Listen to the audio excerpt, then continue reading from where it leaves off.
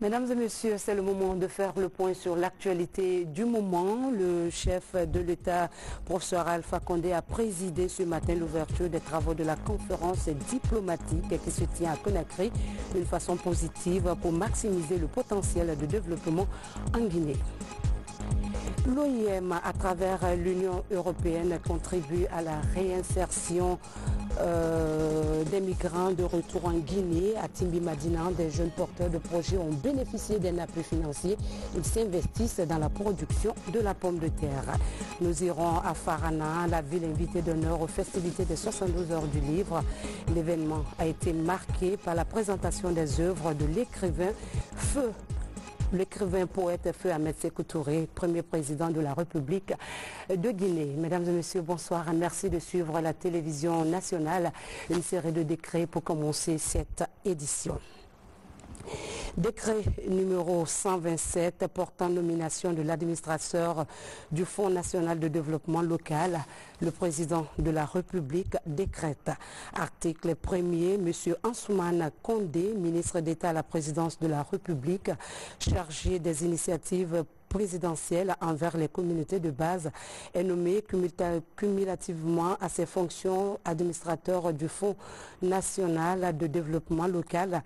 Article 2, l'administrateur du Fonds national de développement local a pour mission de veiller à la mobilisation effective de 15% des recettes minières perçues au budget national de développement et transférées par l'État au profit de toutes les collectivités conformément à l'article 165 du Code minier, veiller à la mobilisation de la contribution au développement local destinée au Fonds de développement économique local qui représente 0,5% et 1% du chiffre d'affaires des sociétés minières payées directement au niveau des collectivités conformément aux dispositions de l'article 130 du Code minier.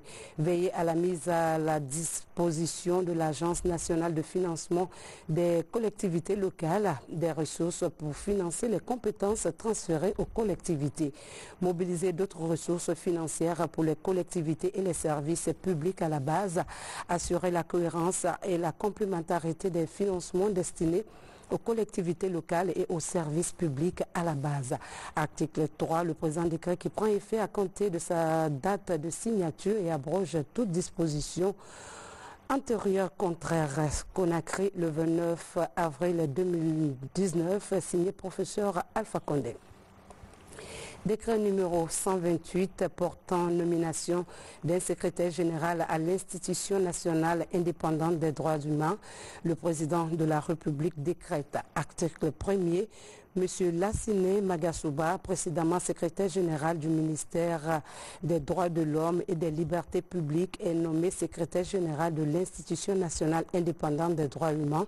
Article 2, le présent décret qui prend effet à compter de la date de signature sera enregistré et publié au journal officiel de la République. Conakry, le 29 avril 2019, signé professeur Alpha Condé. Décret numéro 129 portant nomination du directeur au Grand Hôtel de l'Indépendance. Le président de la République décrète. Article 1er, Madame Doucouré née Asmaoba, précédemment responsable du service recouvrement du GHI, est nommée directrice générale du Grand Hôtel de l'Indépendance. Article 2, M. Mohamed Lamine Kamara, matricule 206-044H, inspecteur des services financiers et comptables en service au ministère de l'économie et des finances, est nommé directeur général adjoint du Grand Hôtel de l'Indépendance. Article 3, la dépense est imputable au budget du Grand Hôtel de l'Indépendance, exercice 2019. Article 4, le présent décret qui prend effet à compter de sa date de signature sera enregistré et publié au journal officiel de la République. Conakry, le 29 avril 2019, signé professeur Alpha Condé, président de la République. À la une de cette édition, ouverture ce matin à l'hôtel Kaloum de la conférence diplomatique sous la présidence du chef de l'État, professeur Alpha Condé, placée sous le thème de la diplomatie au service de l'émergence de la Guinée. Les participants ont 5 jours pour échanger sur les nombreux sujets liés au développement de la Guinée. On en sait plus dans ce reportage de Ibrahima Keita. En plus de sa mission traditionnelle de la promotion des relations d'amitié et de coopération entre la Guinée et les autres pays du monde, le ministère des Affaires étrangères, à travers ses missions diplomatiques, s'oriente vers une diplomatie à dimension économique, d'où la tenue de cette conférence diplomatique avec pour thème la diplomatie au service de l'émergence de la Guinée. Ils sont donc venus des 36 représentations diplomatiques de la Guinée, 2 missions permanentes, 4 consulats généraux et des consulats honoraires à travers le monde.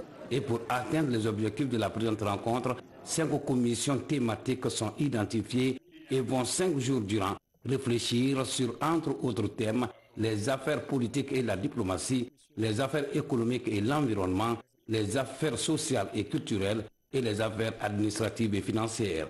S'il est évident que la diplomatie guinéenne a connu un bond qualitatif ces dernières années grâce au leadership du président de la République, professeur Alpha Condé, beaucoup reste à faire.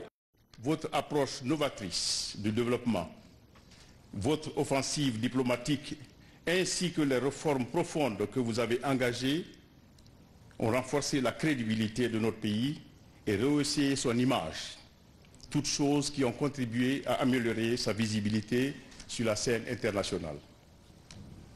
Dans le même élan, notre réseau diplomatique s'est diversifié avec des ouvertures d'ambassades, notamment dans les pays émergents, tout en élargissant le cercle des partenaires et amis de la Guinée.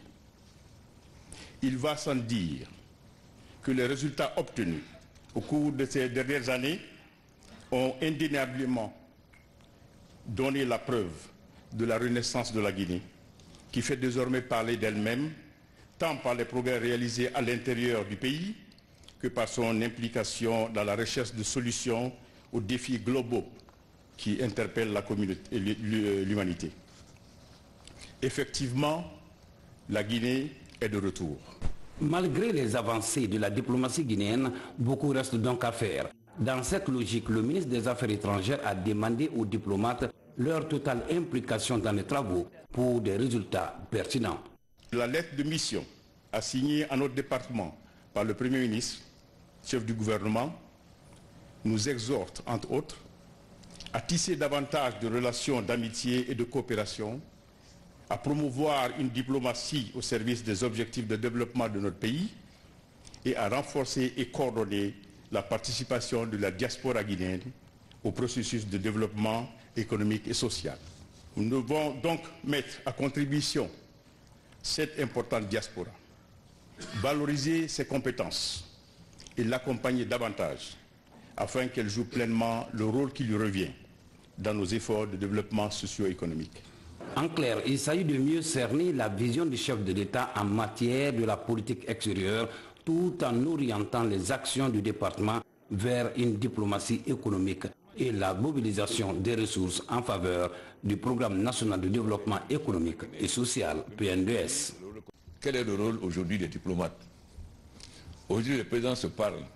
Nous avons les téléphones portables. Nous avons des différentes rencontres. Donc, au fond, le rôle politique des diplomates est devenu secondaire. Par contre, ce qui est extrêmement important, c'est le rôle économique qu'ils doivent jouer. On a demandé aux ministres de vous distribuer les différentes interventions des ministres lors de leur conférence de presse lundi. La première chose d'abord, c'est que les diplomates doivent s'imprégner profondément des réalités de notre pays, aussi de ses potentiels économiques, afin de les faire connaître, ce qui n'est pas le cas aujourd'hui.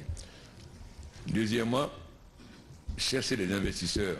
Dans tous les pays où nous sommes, ils doivent œuvrer pour que, non seulement que les gens connaissent de potentialités, mais qu'ils trouvent des investisseurs. La Guinée est un pays ouvert à tout le monde. Nous voulons une coopération avec tous les pays, même si nous privilégions la coopération sud-sud. Ensuite, ils doivent veiller à la situation de nos compatriotes. Et surtout aujourd'hui, où l'immigration devient un phénomène extrêmement grave pour l'Afrique. À travers mes voyages, j'ai souvent constaté que quand on me dit, par exemple, en Malaisie ou en Indonésie, on m'a dit il y a tant de Guinéens en prison. Quand j'ai été avec le président vérifier, voir les noms, 80% étaient des Ghanéens ou des Nigériens. Mais ça, c'était le rôle des ambassadeurs. Lorsque je travaille de temps en temps avec les services de police et autres, pour faire le recensement des gens qui se disent guinéens, pour faire le recensement, savoir qui sont guinéens, qui ne sont pas guinéens. Ça, c'est un point extrêmement important. Ensuite, j'ai constaté que les ambassadeurs ne font jamais de conférences de presse.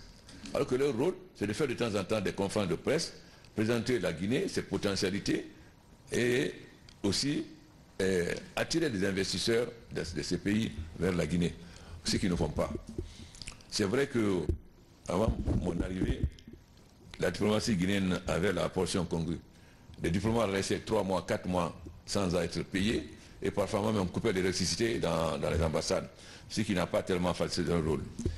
Donc, Monsieur le ministre des Affaires étrangères, dans ce débat, chaque ambassadeur doit présenter, là où il est ambassadeur, quels sont les potentiels de ce pays, quelles sont les possibilités de coopération, quels sont les hommes d'affaires. Ensuite, très souvent, beaucoup d'hommes d'affaires viennent, on ne les connaît pas. On ne sait pas qui sont sérieux et qui ne sont pas sérieux. Donc leur rôle aussi, c'est de nous informer sur les hommes d'affaires qui viennent, savoir qui est sérieux et qui n'est pas sérieux. Parce qu'aujourd'hui, tous les Guinéens sont devenus des démarcheurs. Très souvent, on m'envoie des notes, telle société est prête à investir 1 milliard en fonds propres, etc. Bon, lorsque je reçois ces messieurs, à la fin ils me disent garantie souveraine. Mais pourquoi je vais m'endetter pour une société? Parce que garantie souveraine, ça veut dire que je prends le risque à sa place. S'il ne peut pas payer, c'est moi qui paye. Mais il faut vraiment qu'ils nous prennent pour des gens naïfs, des imbéciles, pour penser qu'avoir une garantie souveraine. Mais si vous faisiez votre travail, je serais moins fatigué. Parce que ces Guinéens ici ne font pas. Ah, président, il ne veut pas nous aider, il ne veut pas aider la Guinée, etc. Mais si vous faites votre travail, je serais moins envahi. Parce qu'aujourd'hui, je suis envahi de propositions venant de tous côtés. Donc réellement, moi j'insiste sur votre rôle économique. C'est pourquoi j'ai exigé qu'on vous donne, avant la conférence, toutes les interventions des ministres lors de la conférence de presse lundi. Parce que beaucoup d'ambassadeurs aussi ne connaissent pas les réalités du pays. Et je suis parfois très déçu quand je vais dans des pays, quand je vois des ambassadeurs, parce qu'ils ne jouent pas le rôle réellement qui doit être le leur. C'est vrai aussi qu'ils n'ont pas beaucoup de moyens, car nous avons des institutions contraignantes avec le programme du Fonds monétaire. Donc nos diplomates n'ont pas les moyens qu'il faut pour faire leur politique. Il faut aussi reconnaître la vérité. Ils sont limités. Et aussi nous avons un handicap. La plupart des pays où nous allons parler anglais. On n'a pas beaucoup de cadres qui parlent anglais, surtout les cadres d'un certain âge. Ça aussi c'est un handicap. Mais on peut transcender cet handicap en envoyant de jeunes cadres que nous avons fait par exemple pour les conseils financiers, en envoyant des gens de ce qu'on appelle les 518. Donc au fur et à mesure où la situation du pays va s'améliorer, au fur et à mesure nous allons renforcer les ambassades. Mais aussi il y a un grand scandale. Beaucoup d'ambassadeurs avant ont vendu les biens de l'État. Le président Sékou Touré a éduqué son âme, a eu une vision claire, il a acheté des ambassades partout. On n'était pas locataires, on avait nos propres bâtiments. Mais beaucoup d'ambassadeurs sont mis à vendre ces bâtiments en complicité avec le ministère des Affaires étrangères. Moi, je veux qu'on se parle franchement. Beaucoup de ministres trichent. Ils envoient l'argent aux ambassades et les ambassades leur envoient une partie. Ça veut dire que, il faut se dire la vérité. Si on veut, on dit chez nous que si le cadavre se cache de celui qui le lave, il ira sale au paradis. Donc, il faut dire la vérité. Il faut que désormais, les ambassadeurs cessent de faire cela. Il ne faut pas chercher à faire plaisir au ministre. Il vous envoie l'argent, vous renvoie une partie. Et l'argent de l'État ne sert pas à renforcer la diplomatie. Donc, aucun ambassadeur désormais ne doit accepter cette compromission. Aucun. Je ne dis pas que le ministre le fait, mais c'est une pratique ici. Donc je veux qu'on mette fin à cette pratique. Et aussi parfois, le ministère des Affaires étrangères ne défend pas très bien les ambassadeurs. Parfois je vais dans un endroit, l'ambassade a une voiture qui dure depuis 10 ans. C'est une honte face à ses autres collègues quand tu vois les autres de belles voitures. Donc, voilà, il faut que les ambassadeurs aient le courage aussi de poser les problèmes qui les concernent, les difficultés qu'ils ont, pour qu'on puisse voir comment progressivement on peut résoudre ces difficultés. Vous devez avoir un langage franc. Ce n'est pas le ministre qui signe les décrets, c'est moi qui signe les décrets. Vous n'avez pas peur donc de parler librement. Le ministre ne va pas vous enlever parce que vous n'avez parlé librement. Donc je ne vais pas faire un discours long. Vous avez tous parlé de l'histoire de la Guinée, de la Première République, le rôle qu'on a joué et comment on a disparu. Je vous assure à un moment donné, quand vous dites Guinée, on vous demande si c'est Guinée équatoriale ou Guinée-Bissau. Personne ne pense à Guinée-Conakry. Ça, c'est la réalité aussi. Donc, nous voulons mettre fin à cela. Donc, nous souhaitons que dans ces débats, les ambassadeurs qui sont là puissent aussi assister pour qu'ils puissent avoir des échanges avec leur pays. Qu'on montre aussi quelles sont les potentialités. Ce n'est pas à huis clos. On doit être transparent. On ne doit pas avoir peur d'exposer nos problèmes face à nos amis ambassadeurs. Donc je souhaite qu'ils participent aussi, s'ils le veulent bien, à vos travaux. Les travaux de cette première conférence diplomatique prendront fin le vendredi prochain. Comme vous le savez, l'actualité, c'est aussi la distinction du jeune Adama Sano, lauréat du concours international de lecture du Saint-Coran. À cette occasion, la première dame de la République, en guise de reconnaissance, a exprimé sa volonté de prendre en charge la formation du jeune récitant du Saint-Coran. Adjadjene Kaba Kondé a également remercié les encadreurs pour les efforts louables consentis au service de l'enseignement du livre saint aux générations montantes. Maurice Sidibé nous signe ce reportage.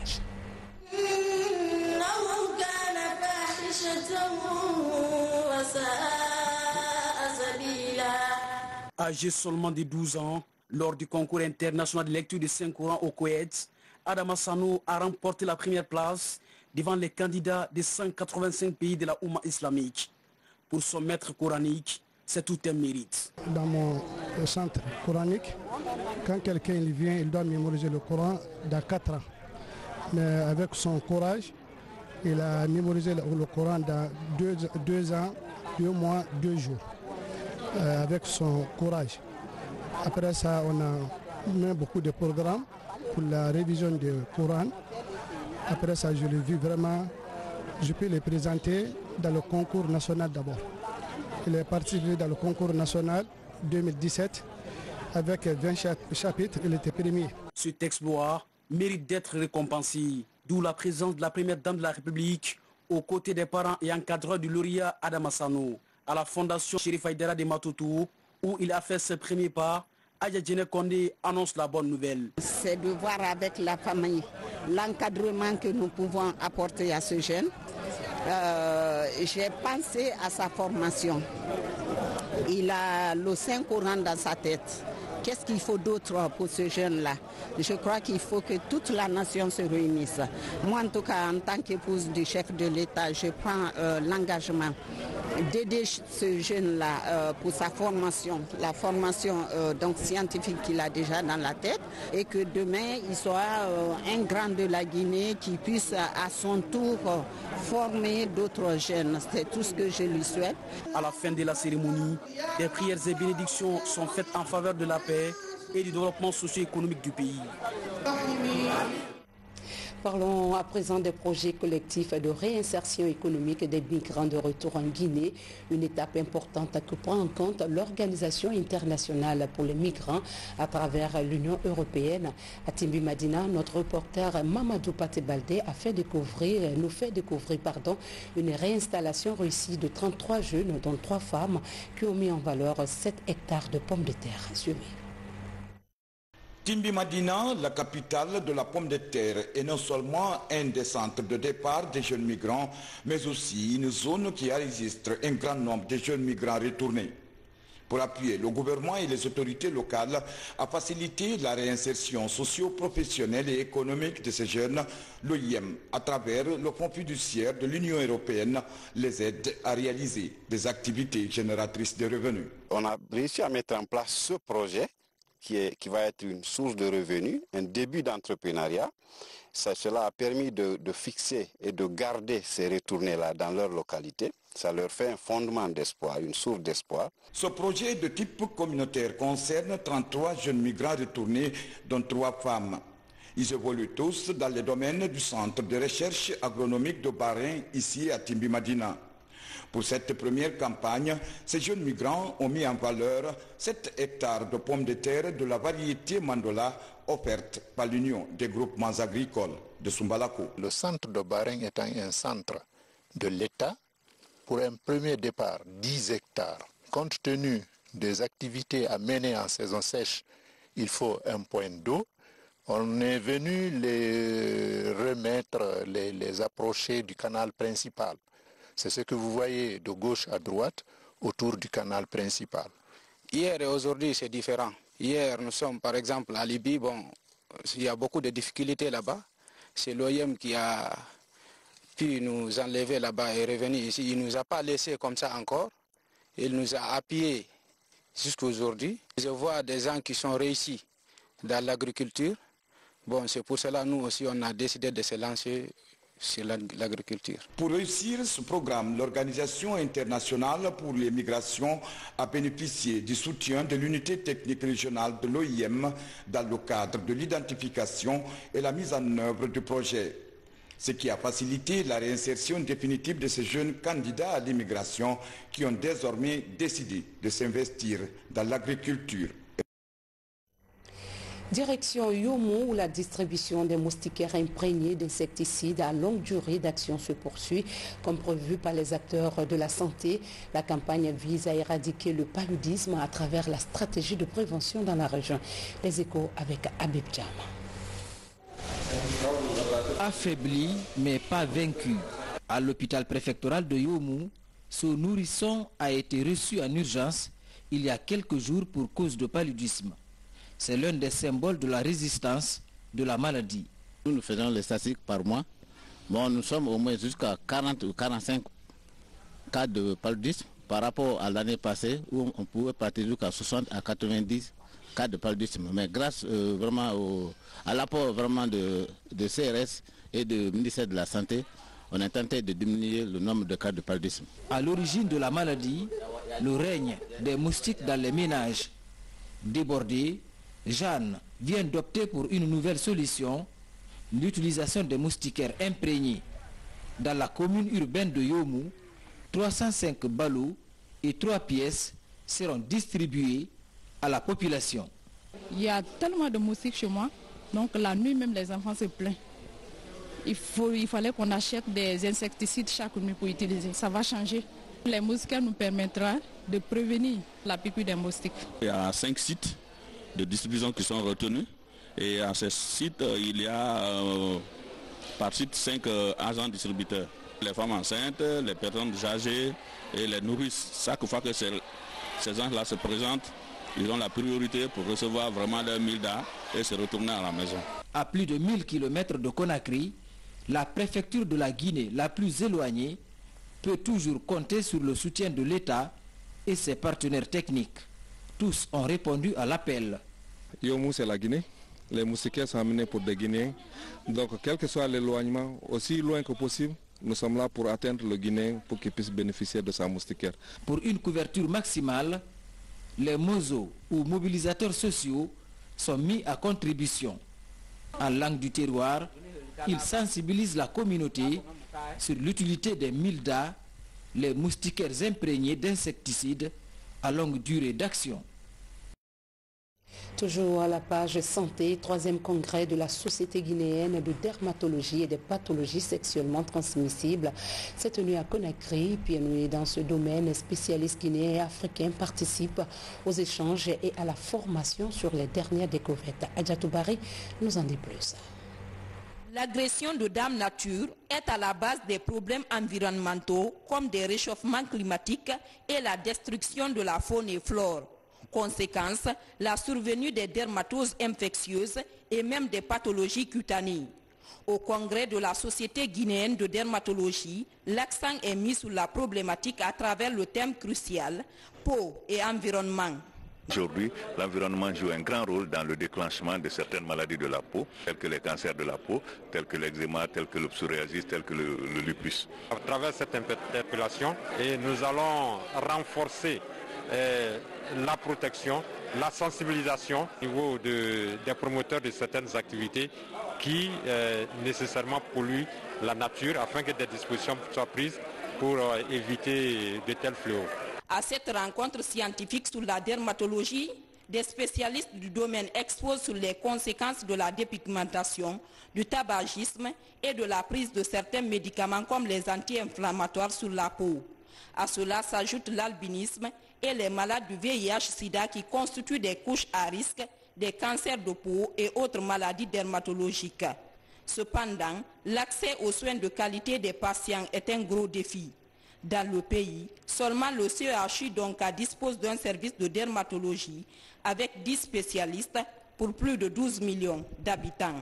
Ça, ce n'est pas une situation acceptable. Mais je pense que le gouvernement est en train de travailler pour créer les conditions pour pouvoir redéployer les médecins un peu partout sur le territoire, mais surtout à notre niveau, former beaucoup de spécialistes, notamment dans le domaine de la dermatologie, où il y a beaucoup de problèmes à résoudre. Ce congrès de la Société guinéenne de dermatologie, Sogiderm, est aussi une opportunité d'échange d'expériences sur le traitement des pathologies cutanées. Pour la rencontre, 5 pays sont représentés. Au cours de cette 3e édition, la Guinée se démarque par l'organisation d'une consultation gratuite des citoyens à l'hôpital régional de Kindia. Dans un autre registre, les étudiants de Sonfonia ont participé à la 5e édition du Salon universitaire de l'emploi. L'initiative est du rectorat et vise à mieux outiller les étudiants sur les techniques de recherche d'emploi, mais aussi de choix des profils et de recherche de stage. Le point avec Moussa Komara. Le digital au service de l'emploi jeune, c'est le thème innovant pour cette 5e édition du Salon universitaire de l'emploi. L'événement accueille une trentaine de chefs d'entreprise qui recrutent. L'objectif de la campagne, faciliter l'insertion socio-professionnelle des étudiants de ce temple du savoir. Mobile, c'est de créer un cadre idéal de contact entre les étudiants et les patrons d'entreprise, ou si vous voulez, entre les étudiants et les responsables d'entreprise. Donc ils vont échanger directement avec eux, ils vont s'informer auprès d'eux, saisir au niveau de leur entreprise comment ils procèdent au stage, comment ils procèdent au recrutement. À travers l'organisation de ces salons, plus de 1300 étudiants ont décroché des lieux de stage et 3400 ont bénéficié des formations professionnelles. Idiatou Yero Diallo, étudiante en licence 3 marketing par exemple, a déjà effectué son premier stage à une banque de la place. Actuellement même, je bénéficie aussi d'une autre formation à l'ambassade d'Italie gratuitement grâce à ce service et de cette université même. Des conférences, débats, des concours d'éloquence, des tables rondes et des panels, il y en a eu entre les différentes facultés. Face aux membres du jury, la faculté des sciences économiques et de gestion remporte aux grandes dames de la faculté des sciences sociales le concours d'éloquence. Au slam, la faculté des lettres et sciences du langage séduit les jurys. Ils ont mobilisé les étudiants pendant 3 jours. Ils ont mobilisé le milieu socio-professionnel pendant ces 3 jours-là. Mais je vous dis, ils ont eu peu de moyens pour faire ce travail-là. Donc ils n'ont pas attendu des moyens de la part de l'université pour se redéployer, pour attirer les promoteurs, pour attirer les gens qui doivent utiliser nos étudiants. Ça, c'est un mérite et vous avez vu le résultat auquel ils ont abouti. Cette 5e édition est l'occasion pour l'université de Sonfonia de sceller des conventions.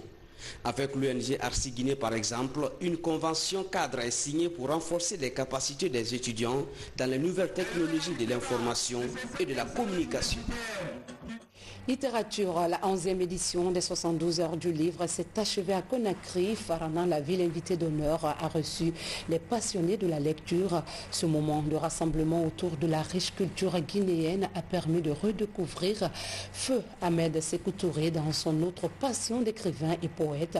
Une occasion pour les participants de s'approprier des produits littéraires. Mekini Moussa Kamara, Djene Yansane, reportage.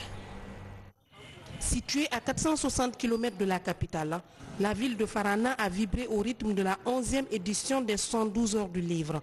Une occasion pour rendre hommage à Feu Ahmed Sékou Touré, premier président de la Guinée. Le père de l'indépendance nationale était un écrivain et poète fécond, au-delà de son idéologie panafricaine. Il a été honoré à titre posthume par le comité d'organisation du Salon du Livre, qui a choisi sa région natale pour les festivités de l'année 2019. Le président Ahmed Sékou Touré, un excellent écrivain, il a écrit des tomes. Aujourd'hui, nous sommes à Farana, il fallait qu'on aille voir sa maison pour visiter, qui mérite désormais d'être un véritable musée pour la Guinée, pour l'Afrique de l'Ouest, pour l'Afrique tout entière, mais je suis pour le monde entier. À l'Institut supérieur agronomique et vétérinaire Valérie Giscard d'Estaing, Plusieurs activités étaient au menu. Il s'agit d'expositions de livres, de conférences, d'entrevues et de séances de dédicaces avec des écrivains comme Elhadj Djamanati Woulare, auteur de l'ouvrage Ntoma. Ibrahima Khalil Keita, préfet de Farana, est auteur de 2 romans, Ntoma et Le chemin de la République. Des œuvres qui relatent des faits marquants de la Guinée de 1946 à 1984. Ntoma que j'ai dédicacé aujourd'hui est une œuvre très laborieuse que j'ai commencé à écrire il y a longtemps. Il parle des valeurs dans nos villages le long du grand fleuve Niger, à travers des activités caractéristiques de ces contrées, comme les fêtes traditionnelles des mâts, comme les travaux champêtres en commun, comme la présentation de nos grandes danses. Après Kindia, Labé, Bouquet, Kankan et Nzerekore, la ville de Farana a fêté le livre autour du thème « Livres et images » avec une forte communauté malienne. Le Rwanda et les îles de Kassa sont respectivement annoncés comme pays et villes invitées d'honneur pour la 12e édition des 112 heures du livre. Dans le même panorama, un autre livre séduit le public des 72 heures du livre. C'est bien l'ouvrage intitulé « Mon itinéraire » de feu honorable Aboubakar Somparé. Le livre a été présenté au public par son fils, le ministre Amara Somparé, en présence de plusieurs personnalités. Hassan Ilalsila. Cette salle Momo Wandel que la cérémonie de dédicace de l'ouvrage intitulé « Mon itinéraire », tome 1 et 2 de l'auteur feu Elhadj Aboubakar Somparé a été présentée au public en marge de la 11e édition des 72 heures du livre. L'auteur, décédé le 2 novembre 2017, a été président de l'Assemblée nationale de 2002 à 2008. Compte tenu du caractère exceptionnel du personnage Elhadj Aboubakar Somparé, j'ai été marqué par ses prouesses de négociateur pour apaiser entre le gouvernement et les forces sociales de l'époque. J'étais ministre des Mines, ministre d'État de l'enseignement supérieur et donc en première ligne de toutes ces négociations. J'ai été très marqué par les qualités exceptionnellement généreuses du président Somparé. Grand homme politique, écrivain et poète, feu Elhadj Aboubakar Somparé retrace à travers ce livre son parcours dans l'administration, la politique et la diplomatie, pour que cela serve les générations futures, surtout de guide. Je voudrais remercier l'Association des écrivains pour avoir pris l'initiative d'organiser ce colloque, travailler avec les éditions continentales et l'Harmattan pour diffuser au maximum ces mémoires et les mettre en ligne, bien entendu, accessibles sur les différentes plateformes que peuvent être Amazon ou Google, et espérer que le maximum de Guinéens vont partager l'héritage littéraire qu'il a bien voulu nous laisser. Une délégation de l'Assemblée nationale et du gouvernement avait fait le déplacement pour témoigner leur soutien à ce livre et à son auteur. Toute chose qui conforte davantage la candidature de Conakry comme capitale africaine du livre. Suivons ensemble la Guinée en bref, l'actualité condensée qui nous parvient sous forme de télégramme dans un commentaire de Alpha Isiagaba. À 120 km de la baie, la préfecture de Mali. C'est ici qu'est construite la centrale électrique de Somba, interconnectée du barrage de Sambangalou. Elle a une capacité de 228 MW. Pour l'achèvement des travaux, l'acheminement des équipements tarde.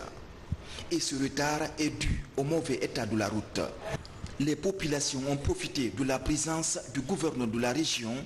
À l'heure où je vous parle, du matériel qui devait venir au centre de Mali pour la construction du site d'interconnexion dans le cadre du projet de Sambagalo sont stockés à la baie, impossible de passer à cause de l'état de ce pont.